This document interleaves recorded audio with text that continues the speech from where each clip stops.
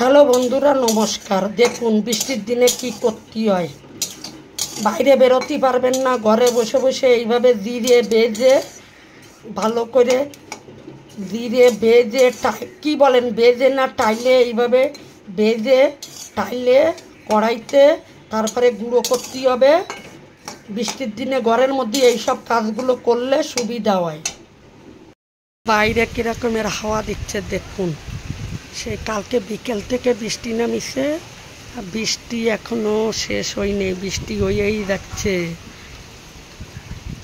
ঝড় হওয়ার কথা ছিল, আমাদের এখানে সেরকম ঝড় হয়নি, হালকা ঝড় হয়েছে, কিন্তু বৃষ্টি কন্টিনিউ হয়ে যাচ্ছে।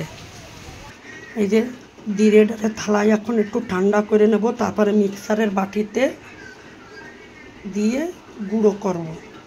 এই যে মিক্সারের বাটিতে নিয়ে নিলাম, এখন গুঁড়ো হবে। এই যে বন্ধুরা, এই দেখুন আমার জিরে গুঁড়ো হয়ে গেল। 150 গ্রাম গুঁড়ো করলাম, এখন 15 দিন চলবে। 150 গ্রাম দিয়ে মিহিন করে এই যে গুঁড়ো করলাম, করে এখন ডিব্বায় রেখে দেবো। 15 দিন দিব্যি আমার চলবে, তাই ছোট্টর উপরে আপনাদের সাথে শেয়ার করলাম। আর এইদিকে দেখুন ঝড় হয়েই যাচ্ছে, হালকা বৃষ্টি হচ্ছে, জানলা দিয়ে দেখালাম। আর ওইদিকে আমার গাছও বুট হয়ে পড়ে গেছে, বালতির ভিতরে গাছ লাগানো ছিল, রাস্তার পরে দেখা যাচ্ছে না, পুরোটা রাস্তার উপরে পড়ে গেছে। আর আম গাছটা তো হাওয়াতে খালি এলেই যাচ্ছে, তাই ছোট্টর উপরে আপনাদের সাথে শেয়ার করলাম। টাটা।